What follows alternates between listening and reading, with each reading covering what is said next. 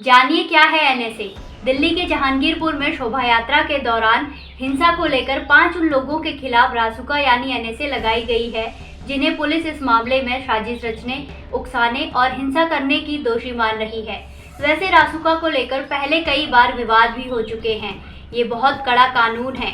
इसके तहत कोई एफआईआर दर्ज नहीं की जाती है और आरोपी या दोषी को सीधा गिरफ्तार कर लिया जाता है। एनएसए को नेशनल सिक्योरिटी एक्ट या राष्ट्रीय सुरक्षा कानून भी कहा जाता है और इसको रासुका कानून भी कहा जाता है, जो एक जमाने में कांग्रेस की सरकार ने बनाया था, लेकिन ये आज भी लागू है। इसका इस्तेमाल केंद्र और राज्य में बीजेपी सरकार ने भी खूब किया है। रासुका असल में देश की सुरक्षा के लिए सरकार को अधिक शक्ति देने से संबंधित एक कानून है। ये कानून केंद्र और राज्य सरकार को किसी भी संदिग्ध नागरिक को हिरासत में लेने की शक्ति देता है। इसके अलावा अगर कोई इंसान आवश्यकता, आपूर्ति और सेवाओं के रखरखाव तथा सार्वजनिक व्यवस्थाओं को किसी भी तरह से बाधित करता है तो उस पर भी रासुका के तहत कार्रवाई हो सकती है। वैसे तो इसके तहत 1 साल की सजा का प्रावधान है, लेकिन अगर सरकार को मामले से जुड़े नए सबूत मिल जाए तो सजा और लंबी हो सकती है। ये कानून की शुरुआत अंग्रेजी हुकूमत के समय से है।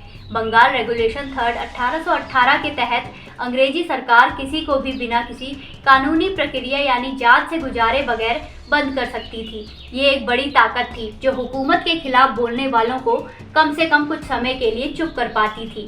बाद में ये कानून हट गया, लेकिन साल 1971 में तत्कालीन कांग्रेस सरकार इसे लेकर आई। तब ये आंतरिक सुरक्षा अधिनियम कहलाता था। हालांकि जनता सरकार ने सत्ता में आने पर इसे हटा दिया, लेकिन फिर से कांग्रेस ने इसे लागू कर दिया। आमतौर पर किसी को गिरफ्तार किया जाए तो भी उसके मूल अधिकारों की रक्षा की बात होती है। इसके तहत आरोपी या दोषी को ये जानने का अधिकार है कि उसकी गलती क्या है। संविधान में भी आर्टिकल 22(1) में कहा गया है कि गिरफ्तार को दोष जानने और परामर्श पाने का हक है। हालांकि रासुका में इन अधिकारों की अनदेखी की जा सकती है।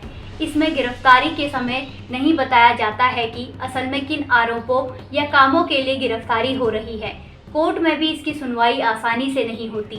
नेशनल क्राइम रिकॉर्ड ब्यूरो, जो देश में अपराध संबंधी डाटा जमा करता है, एनएसए के तहत आने वाले मामलों को अपने डाटा में शामिल नहीं करता है, क्योंकि इन मामलों में कोई एफआईआर दर्ज नहीं की जाती है।